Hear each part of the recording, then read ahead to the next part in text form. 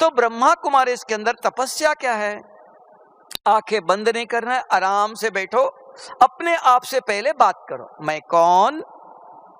बुद्धि जवाब देती है, मैं सर्वशक्तिवान। सिर्फ मैं आत्मा इतना नहीं, वो फकीर के भी आत्मा है और किसी का भी आत्मा है।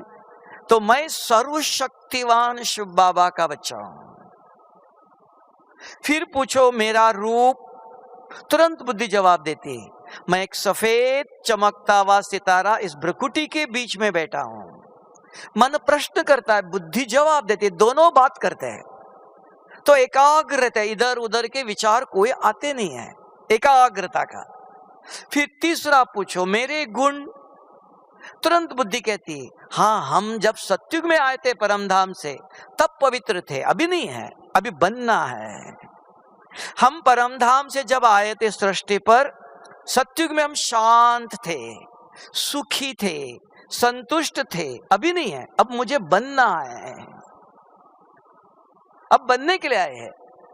चौथा पूछो मेरे कर्म, हाँ मैं इन आंखों से देखता हूं, अभी ये आंखों से इधर उधर नहीं देखना, स्थिर एकाग्र होके बैठना है, मुख से कुछ बोलना नहीं, हाथ पांव हिलाना नहीं, शरीर का कोई काम नहीं, बोलना पड़ता है।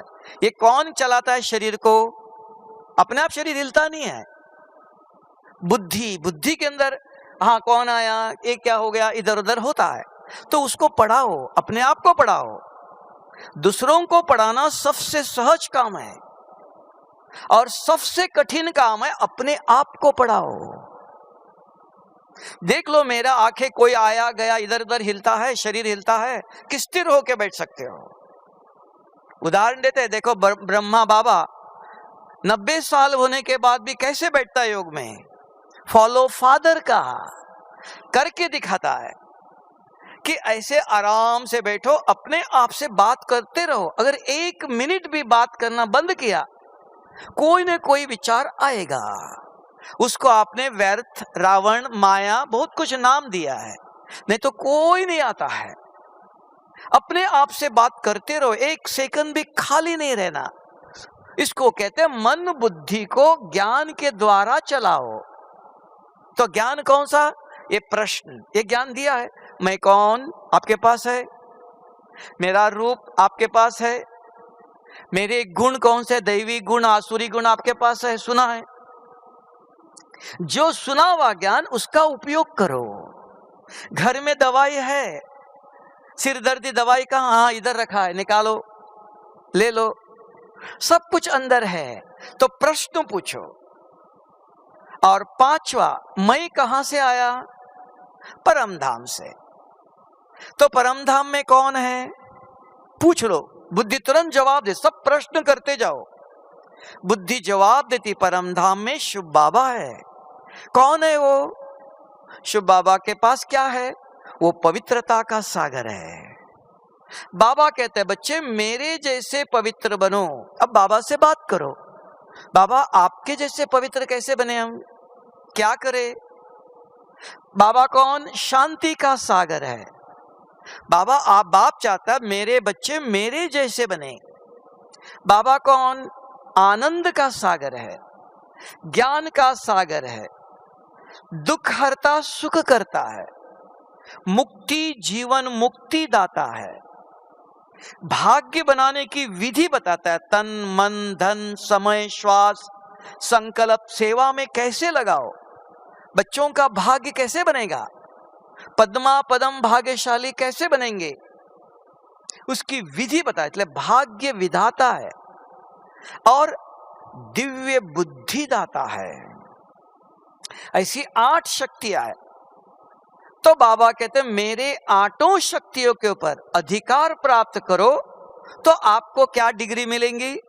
मास्टर सर्वशक्तिवान हो। अगर सभी शक्तियों के ऊपर अधिकार अगर प्राप्त किया तो मास्टर सर्वशक्तिवान नहीं, एक शक्ति पर अधिकार प्राप्त करो तो मास्टर शक्तिवान कहेंगे। तो आप पूछो कि मैंने कितनी शक्तियों पर अधिकार प्राप्त किया?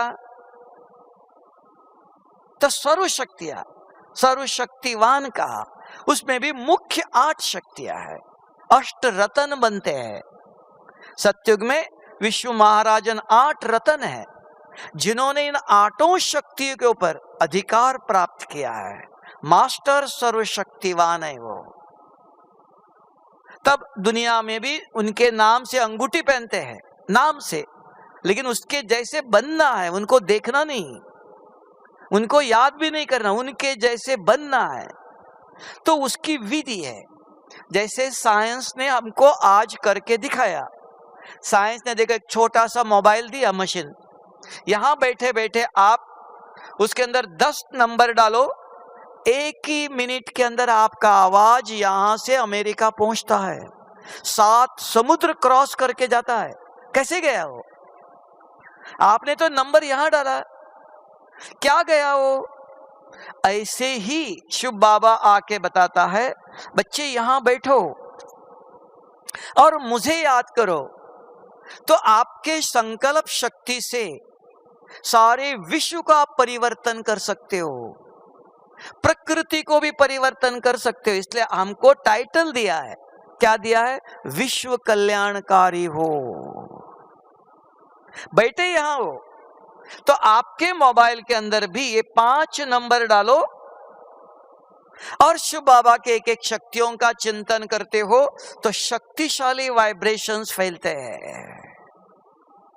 तो सारे विश्व के अंदर शक्तिशाली वाइब्रेशन चाहिए। तो शक्तियों का मंथन करते हो, मन पूछता है मैं कौन, शिव बाबा कौन? बुद्धि को याद है, हाँ शिव बाबा पवित्रता का सागर है। वो किसमें पवित्र है? पवित्रता क्या है, उससे बात करो। जैसे आज बाबा ने कहा, किसका हाथ का नहीं खाओ, किसका हाथ का नहीं, आज कहा कि अशुद्ध खाना नहीं खाना चाहिए, शुद्रों का हाथ का नहीं खाना चाहिए। तो ऐसे बाबा ने जो जो कहा, पवित्रता किस बात के? खाने में, देखने में, बोलने में, क्या देखना चाहिए, क्या सुनना चाहिए, सब याद आ जाएगा, अंदर भरा हुआ है। तो बाबा से पूछो, बाबा हम किस में पवित्र बने, कैसे बने? हर बात ज्ञान है, वो आएगा बाहर, निकालेगा वो। तो उससे बात करो। कितना मिनट शिव बाबा से बात करते हो, योग अग्नि से जुड़े हो। वो अग्नि जो अंदर पाप है, बुरे स्वप्न आते हैं, रोज अगर 1 महीना रोज 5-10 मिनट करते हो तो देखना जो बार बार बुरे स्वप्न आते हैं वो धीरे धीरे धीरे मिटते जाएंगे। तब आपको विश्वास होगा ये गोली खाने से ये सिर दर्द चला गया। तो डॉक्टर पर भी विश्वास होता है और दवाई पर भी विश्वास होता है। सिर्फ किसी ने कहने से नहीं, विश्वास कैसे होगा? जो ज्ञान सुनाता उसका ज्ञान का उपयोग अपने ऊपर करो। तब कहा अनुभव, अनुभव शक्तिशाली, अनुभवी व्यक्ति को कोई हिला नहीं सकता है। जिस प्रकार अग्नि किसी भी चीज को ऊर्जावान बनाती है, उसी प्रकार परमात्मा याद की शक्ति से हमारी वाणी भी शक्तिशाली बन जाती है। ऐसे ऊर्जावान शब्द स्वतः सिद्ध होंगे। इसलिए परमात्मा कहते हैं कि कम बोलो और अपने शब्द को बचाओ। कुछ लोग बोलते हुए अपनी बात को सिद्ध करने की शक्ति का सहारा लेते हैं, अर्थात बहुत तेज बोलते हैं, बहुत जल्दी जल्दी बोलते हैं। ऐसा करके वो सोचते हैं कि आवाज़ तेज होगी तो बात को ध्यान से सुना और स्वीकार किया जाएगा, किंतु ऐसा नहीं होता। ऐसा करने से बोलने वालों का ब्लड प्रेशर तो बढ़ सकता है, लेकिन उनकी बात की ऊर्जा ही नहीं रहती। दुनिया में कहते हैं कि अपनी आवाज़ ऊंची उठाने के बजाय अपने शब्द को ऊंचा उठाए, शक्तिशाली बनाए। पवित्र और ज्ञानयुक्त शब्द शांतिपूर्ण तरीके से धीरे बोले।